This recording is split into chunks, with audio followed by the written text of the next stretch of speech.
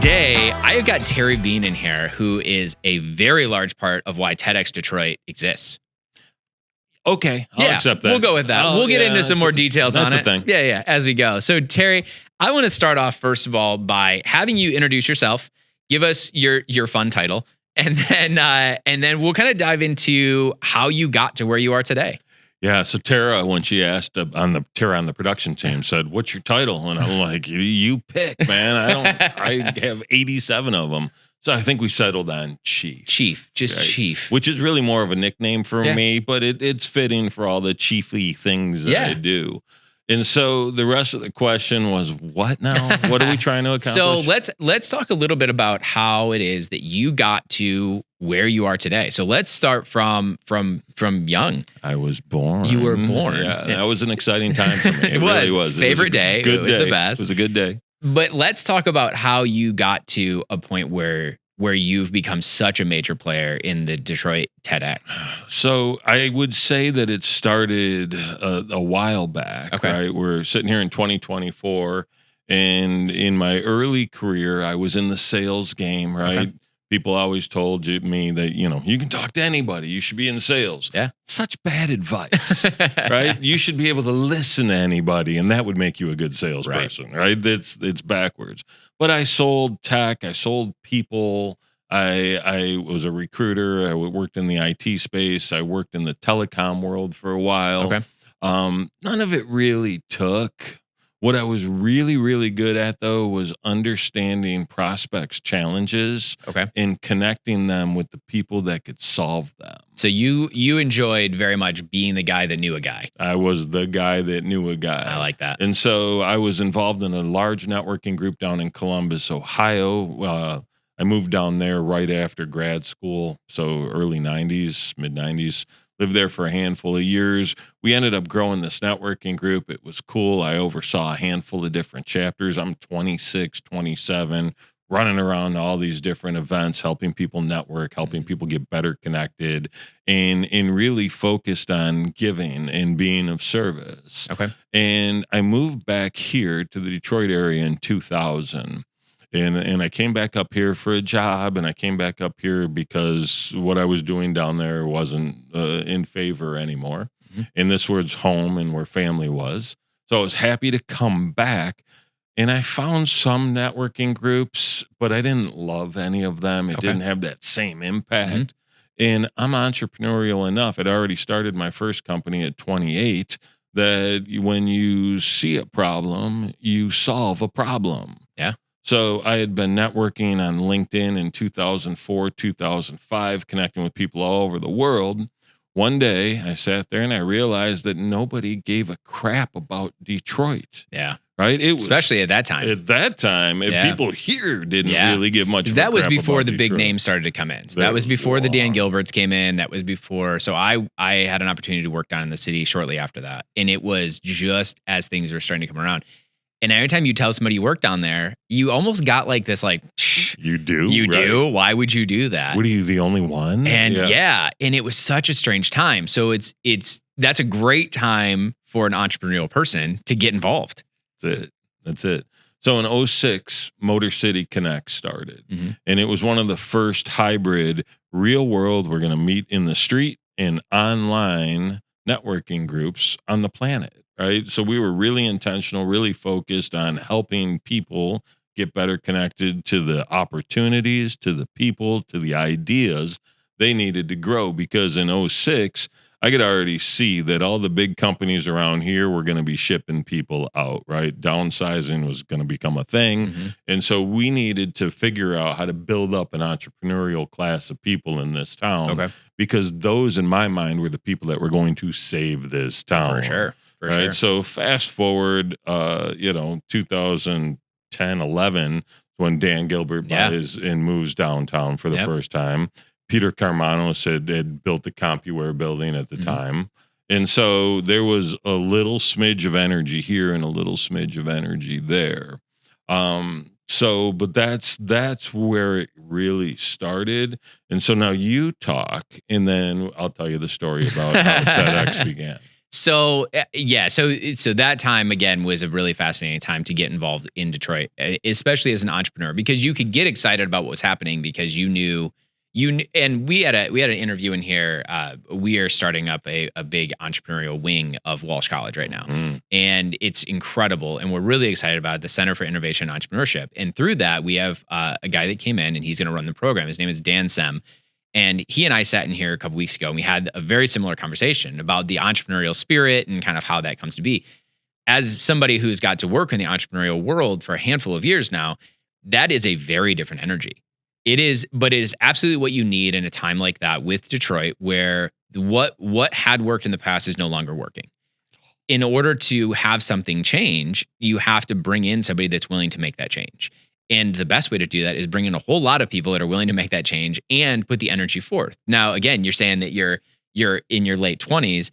You got to have that late 20-year-old energy to get through this, because it is not going to be easy. It is not going, and in a lot of times it may not be fun, but you know what's on the other side of it and you know it has to happen. That's it. So now bring us into the world where you've now developed this networking group. You've grown this in a space where you understand it, and you've grown it to be a lot of people, I'm assuming at this point. How do you go from that into something as big as the name TEDx? Well, when you grab something that nobody knows about or few people know about, where it's not nearly as big as it becomes, it's a lot easier to get on that bandwagon, right? So I remember our third event, the third one we did, at the time, the iPad 2 had come out. Okay. And the very first thing in the commercial spot for the iPad 2 was a video, someone watching a TED Talk. Oh, that's cool. Right? So that was like the first time it got really seeped into the real public consciousness. Right. But we were on event 3, right? So if I back up to 2009, one of the catalysts for great growth in Motor City Connects, a gentleman named Charlie Wahlberg. Okay. Charlie runs a company called TEDxDetroit, marketing, advertising, and design. I'm sure I should be getting paid for a plug by now. and Charlie's a good friend and a great guy and an awesome curator of TED Talks. He is the curator. So Charlie calls me one August afternoon and says, "Hey, good news. We're going to put on a TED event." And I said, "Who's Ted?" Who's Ted and why is he doing events? Who's Ted? And more importantly, am I speaking at this? Because if I'm speaking at this, the answer is yes already. Yeah. Because in 2009, like all I really wanted to do was go stand on stages and flap my gums. Yeah. Because it's fun. Yeah. So he said, "Ted, all those videos I've been sending you." I'm like, I don't make a lot of time to stand around watch people talking. Sorry, I'm actually doing things. Yeah. I want to be the talker, not watch the talkers. I'm not into that whole deal, man. And so, Charlie's a great marketer and designer. I'm a great relationship guy. We both can communicate effectively. So it became a relatively easy thing. He was going to work on the speakers. I was going to fill in all the gaps, find the location, find people to speak, tell people, get sponsors. We got a couple other people that joined our team. Thank you, Derek. Thank you, Catherine, for year one. And we did it, right? And we put it on in like 6 weeks. And the rules at TED are, if you haven't attended a big proper TED event, you don't get to have more than 100 people at your event. Okay. Well, it was 2009, man. Right. Detroit needed a shot in the arm. Yeah. In 2009, the country needed the shot in the arm. The whole dang shooting match. No ifs, ands, or buts. No. You're right about that. And so I'm like, let's break some rules and we'll apologize if we need to. Yeah.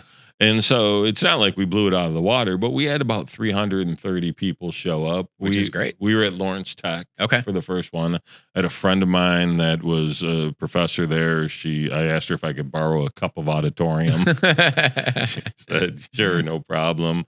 And it was, it was a shit show. Can we say shit show? Yeah, sure. Okay, good. But the people that were in the audience loved it because it was raw. It was real. The authenticity was cool. And like Lee Thomas from Fox 2 spoke, and Terry Barclay, the head of Inforum, spoke. And we had a few other really great Right. speakers that first day Yeah. or that first time. And, in hindsight, you look back, that event was one of the first 50 TEDx's in the entire world. Really? Yeah. Okay. So Very cool. we Very got cool. in a lot of trouble because you had Right, you way didn't more than follow- 100 people. Right. Yeah, you didn't follow the rules. But But you gonna sue us? but that again is part of the entrepreneurial spirit. You have to have people that are willing to go in and be a disruptor. That's it. And that's how things grow to be what they are today. Because especially in the world of TEDx, that is a group of people that are there to be influential. And the whole mindset around TED is to be influential and inspire the next person. So I would imagine that at the same time that they're saying, you guys are in trouble, you guys didn't follow these rules, they're probably in the back going, these are our people. Yeah, we were in so much trouble that they used promo pictures and insights from us for years. Yeah. By year 4, they finally called us after we'd been on their website in many different iterations. Because Right. year 2, we were at the DIA. That was 1,000-person That's event. Year 3, we were at the Max Fisher, a 1,500-person event. Mm-hmm. By the way, still hadn't followed the you must The rules, attend the yeah. main TED.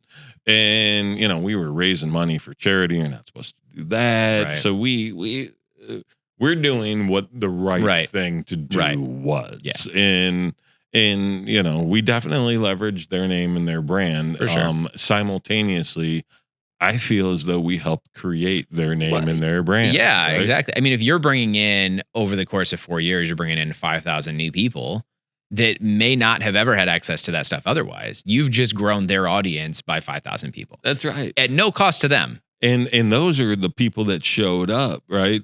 Back in the day, Charlie and I taught the first big social media class that was held at Walsh College. That's cool. Right? Back in like January of 2009. Nice. It snowed 9 inches that day. There were 200 people in the auditorium. Right? It was that big, that fresh. The people are like, I might die, but I should really learn how to use this stuff. Well, especially 2009. You're fairly new into social media world, but it is gaining steam quickly. It is. And it is because, especially 2009, 2010, now people are starting to leverage things for the next job. And in 2009, 2010, everybody needed a job. So as you start to realize what the power of social media is, I'd be curious to go back and look at the outline of that class today, because I would imagine some of that stuff's still relevant. And on the other I'll side, show you the deck. I still have it. That would be incredible. I would love to see that, especially knowing that was here, because I would imagine it was probably one of the first ones in Michigan or at the very least in Southeast Michigan. It was, again, no one had done it at that point. No. Right? It was January. We came up with the idea in November, December, ended up partnering here and just ranking it out. Yeah. And incredible. it was super cool, man. Yeah. And the amount of people that I see that are doing social media management, social media consulting, that were sitting in that class. Oh, yeah. It's pretty badass. Yeah, that's very, very cool. Yeah. Okay, so now you've gotten to a point where you guys have launched into TEDx. So you're 4 years in now, and now full TED comes to you guys and says what? Full TED says, if you don't follow our rules for episode 4, there's not going to be an episode 5. Okay. Right. So we went from 1,500 people at the Max Fisher. We scaled it all the way back to about 300, which felt like enough of a Maya Copa. We were supposed to be at 100, but we're like, dude, it's 300. We were at the Garden Theater. You got 200 volunteers. They're not here. They're just helping. It's still a lot of speakers. We decided to go with 15-second TEDx talks, trying something new. Yeah. It was we did. We scaled it all the way back to like 300 folks again. And it was cool. It was nice to have that intimate little thing. Yeah. And I think we're at 2012 if my numbers and memory is good. Okay. And so that was fine. 2013 it was either 2013 or 2014 that we moved over to Cobo Hall. Okay. So we did the first one. We were one of the first 4 or 5 events when they redid Cobo back in the day. Yep. And that was a super cool event. We had segways and people were riding segways down on the riverfront. And so it was either, I think it was 13. You'd have to check when Kobo opened. And if it was 14, it was 14. Yeah. And that's what you said from the beginning, if that's what it was. Yeah. Right. It's one of those two people. And then the opposite year of that was at the Opera House. Oh, yeah. Yeah, which was super cool. Yeah. Well, and the Detroit Opera House is made for something like that. I mean, the entire architecture of that building is designed for a TEDx event. It's pretty incredible. So, okay, so now they've agreed to let you grow. Now we're back. Now you're back. Now we've apologized politely. Yes. You've taken this step back. You've done the right things. Now you're starting to grow again quickly over the next couple years. Yep. So now we're talking 2015. 15's Fox Theater. And that's when we go to Fox Theater. And okay. So we do Fox Theater in 15 and 16. Okay. We get 2,000, 2,500 people at both of those events. Okay. Super sweet. And now we're thinking, how do we have the biggest TEDx event on the planet? Yeah. Right? And turns out that the number's not as big as you'd think it is. Okay. 10,500 people. Okay. Buenos Aires. All right. I was just going to ask where. Yeah. 2014. Okay. In a football field, as they would tell you it is, not a soccer field. On a pitch. On a pitch. There you go. Thank you. There you go. Damn it. I watched Ted Lasso. I'm so mad at myself right now. Anyway, so we did like, all right, Little Caesars is opening, right? That would be a cool spot. So, Fox and Little Caesars are conjoined. Yep. So easy conversation. We're doing the thing. We're getting ready. 2017, we're going to knock it out of the park. That was the year the Pistons decided to move into Little Caesars. Yep. So now they're saying, we can't really schedule your piddly little event because we got an NBA team to deal with. We have to wait till their schedule comes out. Right. Now, if you would like Tuesday between 1 a.m. and 4 a.m., I think we're going to be fine. Yeah, we can make that work. Right. Yeah. But otherwise, you're probably SOL.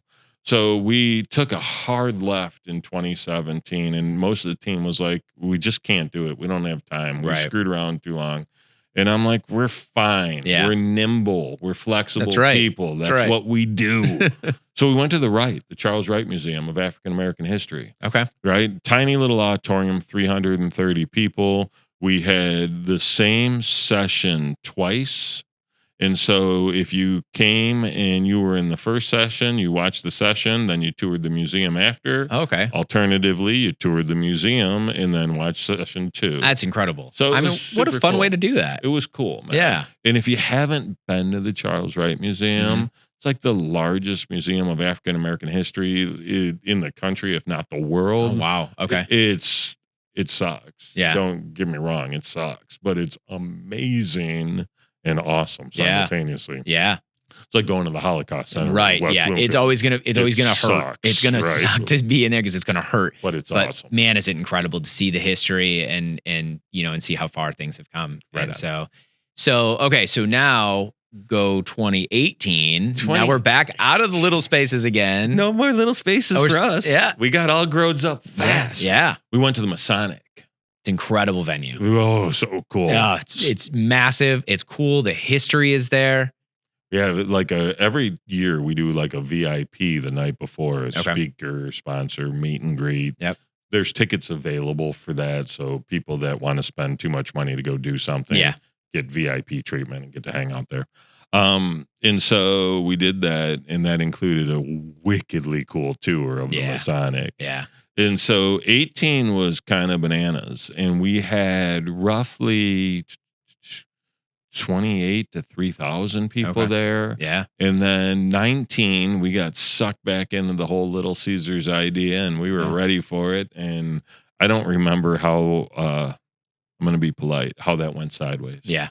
But it did. Okay. And we ended up at Masonic again. Not a bad fallback. Not a bad fallback, right? And it works because there's plenty of space. And so that year was like 3,500 people, which was just bananas. Yeah, right? I'm just sure. bananas. And then 2020, we're like, this is the year. We're nailing this 10-5, man. We're going to get 11-2. We're going to crush it. Yeah. And we decided to partner with Ford Field.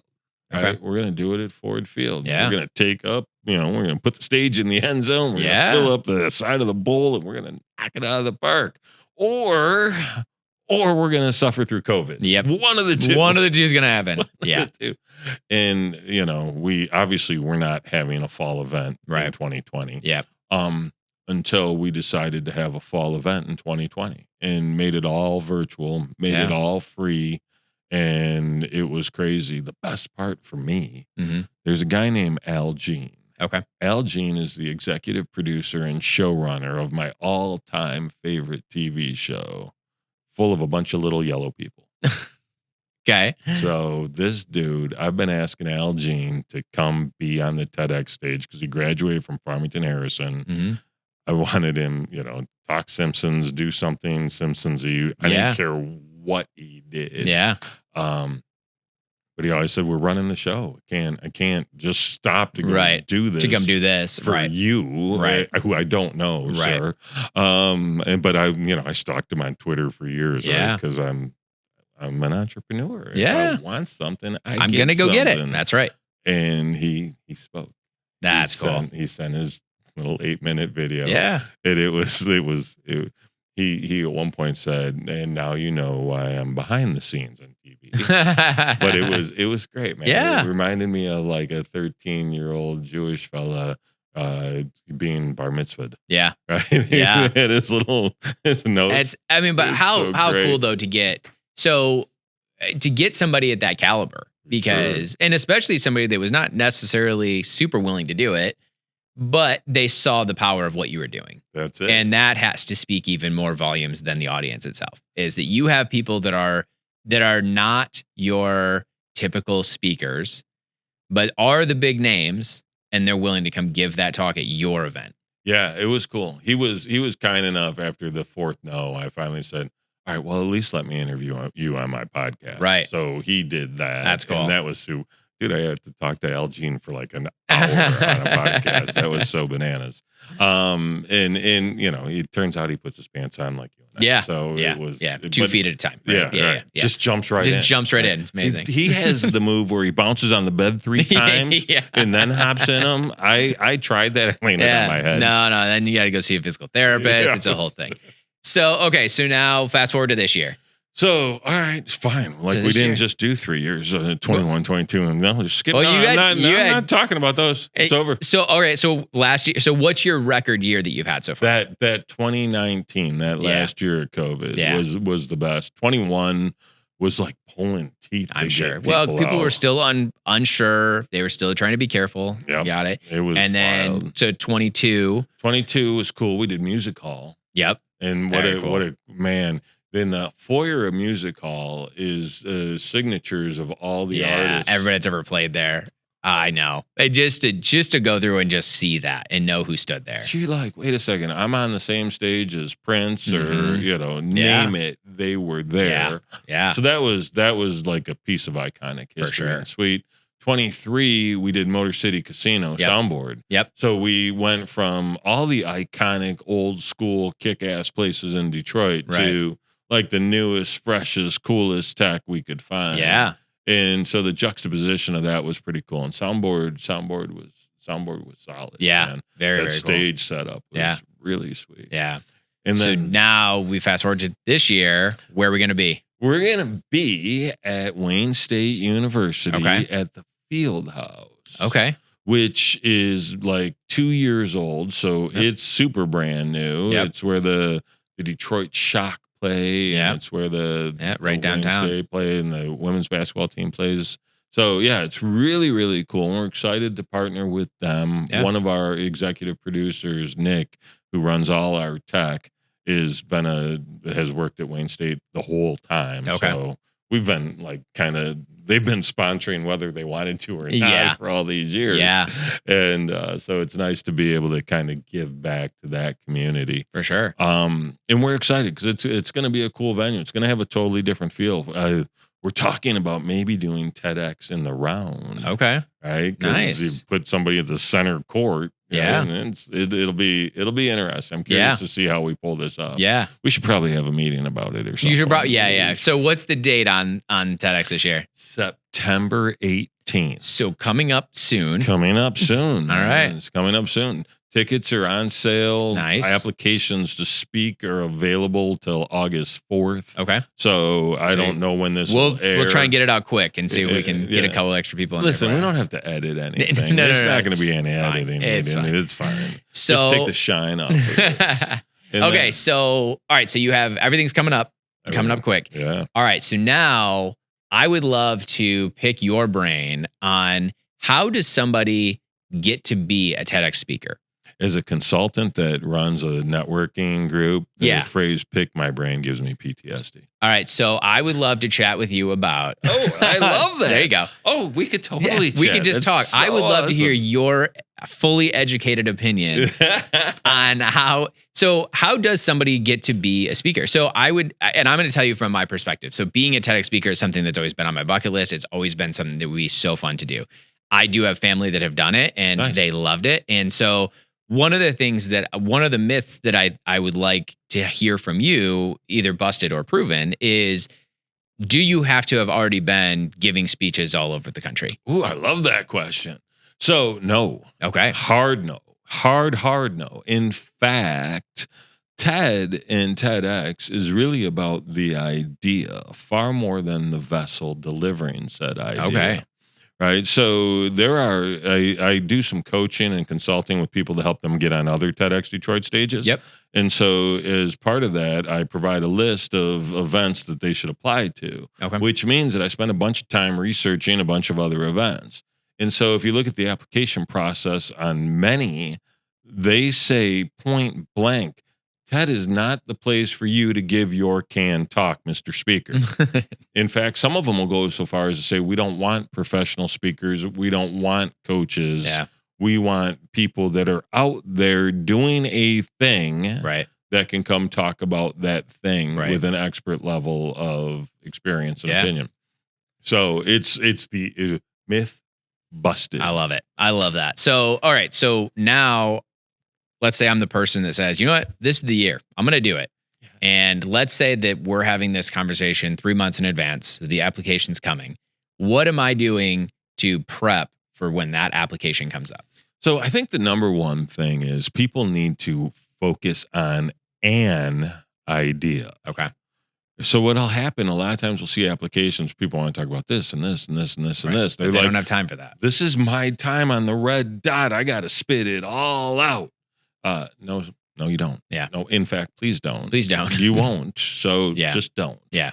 And the challenge is coming up with that one idea. Right. And so what I don't think a lot of people realize, and much like I didn't when I asked who's TED, technology, entertainment, design.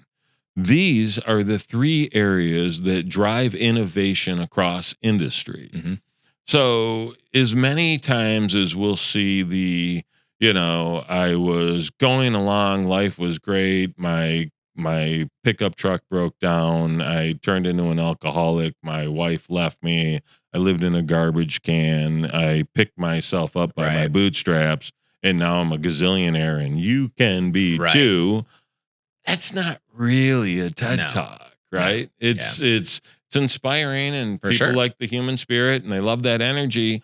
But a TED Talk is really supposed to be that, like, this is an innovation. Yeah. Right? So my question to people always are, if you had 8 minutes to share one thing that would change the world, what's the idea? What's it going to be? Yeah. Yeah.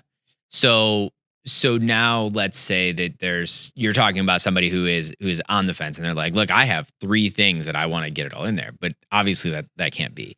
How does somebody go about whittling that down to the thing? I mean, I know you say, like, what is it that you can do 8 minutes on, right? What is it that you can get up there and talk inspirationally for 8 minutes? But is there a world where those things can be combined? Is there a topic that resonates more with the audience? Is there things to stay away from? Is there what is there that somebody could latch onto? So there are things to stay away from for sure, Okay. right? Politics is a no-no. Yeah, absolutely not. Religion is real delicate. Yep.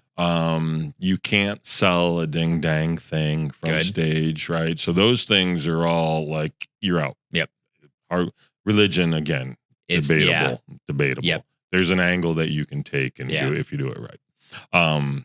The rest of it, like, hey, I'm running for senator of the state. I want to give a TED talk. Right. Well, you might need to give a talk somewhere else because that ain't happening. That's here. not what we're here for. Right. Yeah. And so those things are a hard no. As far as taking the ideas and whittling them down, I always look at things from different layers of abstraction. Okay. Right. So if you've got these three things and they're disparate, it doesn't work. But if you can find the interconnectedness between those three things and draw a string through them and line them up to a bigger idea, and then they become the three main talking points to support that top line idea, that's a thing. Yeah. Right. But most people are like, no, I have to talk about this or this and this. Right. And is there a topic that you feel resonates with the TEDx audience more than any other topic? Man, somebody called me the other day. Hey, tell me what to talk about so I can apply. No. Off to a bad start. No. I that seems disingenuous. Well, you told me how to do it last time. Well, yeah, it's because it was for TEDx Alpena. I didn't have any vested interest in that, dude. And they had a theme. We don't have a theme. Okay. Our theme is ideas we're spreading from Detroit. Right. So is there a topic that resonates well? I think a lot of the forward-thinking, scientific-y stuff, right? Things that are like, oh, man, I'm looking at real progress here. Right. I want to see it.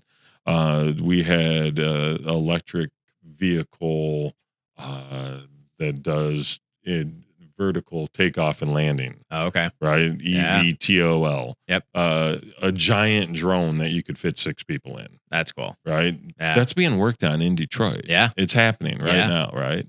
And so that was cool. When they came out and they talked about how they're going to turn the road to solar power to transfer energy to EVs, that was cool. Yeah. Right?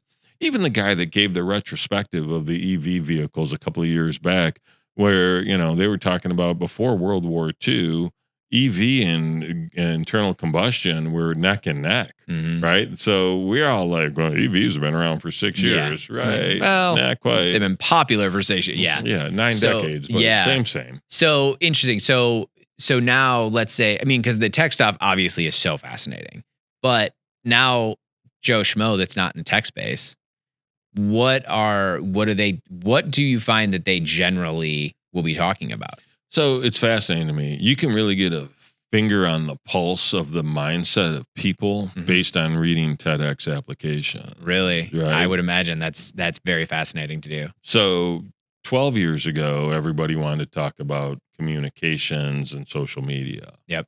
Right? 12, 14 years ago. Right. 10, 12 years ago, lots of people wanted to talk about leadership and communications. Yep. Right. Now, the last few years, people are talking about trauma response. Interesting. Authenticity. Vulnerability. Right. Yeah. So those things, it's really kind of cool cyclically to see, like I said, where people are really thinking, what they're focused on. Yeah. See a lot of stuff on forgiveness. Yeah. We see a lot of stuff on being a better human. Yeah. And obviously I was over dramatic about the guy losing his wife and living in a garbage can earlier. But we see a lot of stories about overcoming trauma. Right.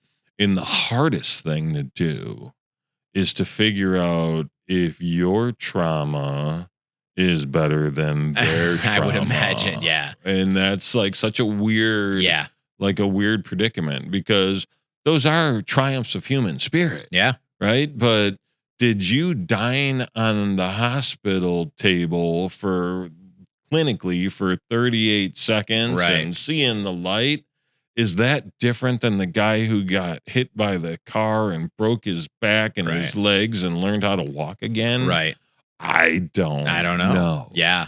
How does that application process work from the receiving end of it?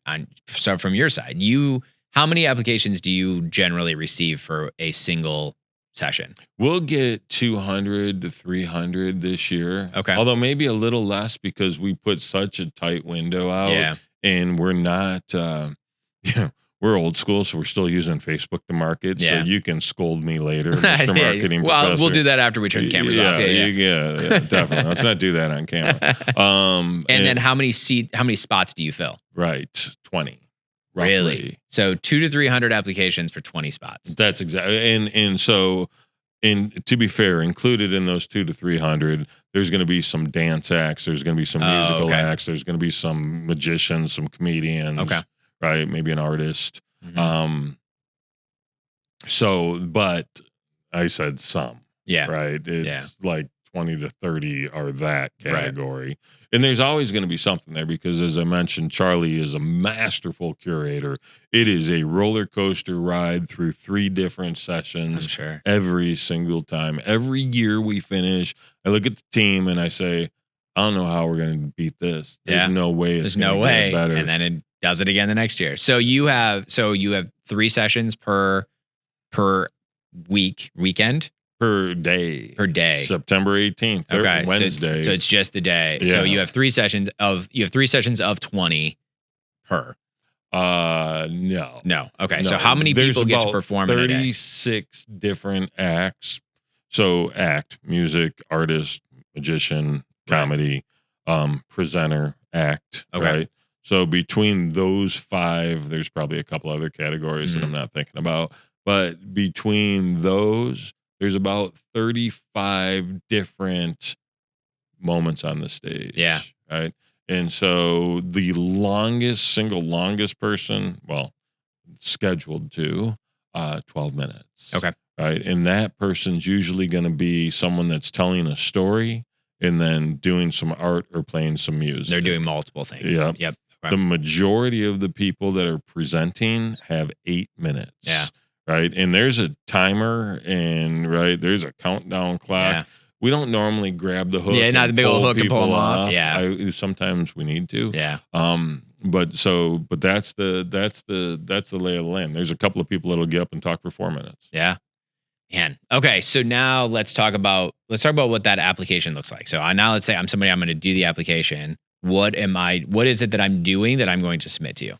You are going to do a few things, right? Okay. Name, rank, serial number, all the typical stuff that you'd expect. Yep. How do we contact you? Where do we find you on the socials? Because we're gonna check you out. Yeah, right? for sure.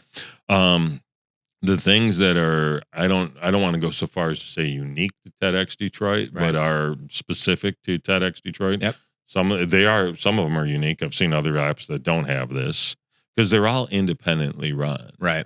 If it says X, that literally used to stand for independently organized. Oh, okay. That was what the X meant. Got it. They've taken that away now. They also changed the color and the font. Yes, they did. I noticed. You did? I did. But it's my job to notice those things. You know. I did. It's my job to notice. Charlie yells at me all the time, "You're using the wrong color." I'm like, dude, it's red. I'm using red. I'm using red. It's fine. It's fine. So, I don't have an eye for design. So anyway, the application here, the 2 things that really stand out and help people stand out is your 300 character description, right? What's your talk going to be? Mm-hmm. And it's really important to note that 300 characters is not 300 words. Yeah. And 300 characters includes spaces. And it is not much. It is not much. Mark Twain famously quipped, "I would have written you a shorter letter if I had more time." Which is a great one because it does. Because you will write it out. You'd be like, oh, that's 300. No, that's 700. And you got a ways to go. It's 560. Yep. So good luck. You basically have to cut it in half. Yeah. And spaces count. Yeah. Right? Yeah. Which is brutal. Spaces shouldn't count. Yeah. But they do. So, okay. So now I've done all the written pieces of it. The written piece is done. The other thing that's unique is now you have to upload a video. Okay. And so this is where I tell people that I work with, I want you to do a selfie video, right? I want you to stand in front of the camera, talk about your big idea. I want to see your ability to convey that message. I want to hear what that message is. I want you to seem excited about it. Yeah. Right? Have some passion and some energy around it. And I want you to seem like someone that if you're going to stand on the red dot, you're not going to faint. Right? Yes. I don't want you to just drop in the middle of it. We need to know that you can talk confidently. That's it. That's it. And so, but a lot of people will just grab a clip of them speaking. Right. From something else. Right. Oh, well, I was on this very popular stage, so I'm going to share this. This is where they burn themselves, though. Because what they'll do is they'll take video of them speaking on the topic that they're submitting to do a TED Talk with. Right. When I don't want the talk you give everywhere else. Right. If I can go see it at the chamber, it's not a TED Talk. Right. Right. So that's a really fascinating thing. So your tips would be then to do a selfie video. Don't brush it up. You don't need to do all the extra editing. We don't need the extra things. Turn your phone on, point at yourself, and talk. Yep. And talk about something that is going to be interesting to the masses. If it can be Detroit specific, even better. And show that you are somebody that people are going to find inspirational, and you have a story to tell. You said something, and I don't even know why it jogged my memory, but somebody gave a talk 10 years ago about Chief Pontiac. Okay. Right? And told the story of this super dope warrior guy that, has a car line and a city named after him. And it was a 5-minute talk, and it was just awesome. It's cool. And it was like a book report. Yeah. Right? It not what I would think of as a TED Talk. Right. But super memorable because of the way he did it. Yeah. Right. And so, if you can bring some sort of thing that's unique and interesting and probably a bit esoteric, not known by as many people as it could be, that might be your angle. Yeah. It sounds pretty incredible. Well, Terry, do you have any final tips for anybody who is looking to be on the TEDx stage, whether it be this year or next year or in the future? I tell my clients, make friends with the production team. Mm-hmm. Right. So much like applying for a job, if you're sending your little application through the application tracker system, right, you have no idea whether or not anybody's going to see it. Right. Listen, it's not difficult to find people that are organizing the event. Yeah. Reach out to them, Facebook, LinkedIn. They have a goal of putting on a great event. Right. If you can show how you can help them do that, you're doing them a favor as well. Not a bad way to go. Well, it's pretty incredible. Well, Terry, your story is so fascinating. I love the history of TEDx Detroit. I love the event that you put on. It is always so incredible every year. It's so inspiring. And I will tell you that every time I've seen it, I leave there and I have weeks and weeks following of just feeling this excitement towards everything that is going on, not only in the Detroit area, but around the country, because you are so inspired by the fact that you have these people in the world that are trying to make the world such a better place. And I appreciate so much that you and your team bring that together to allow other people to see how incredibly powerful that is. The team is pretty incredible. Well, Terry, thank you so much. Thank you to you for coming in today. And thank you for the team for putting on an incredible show. Pleasure, man. Thanks for having me. I Absolutely.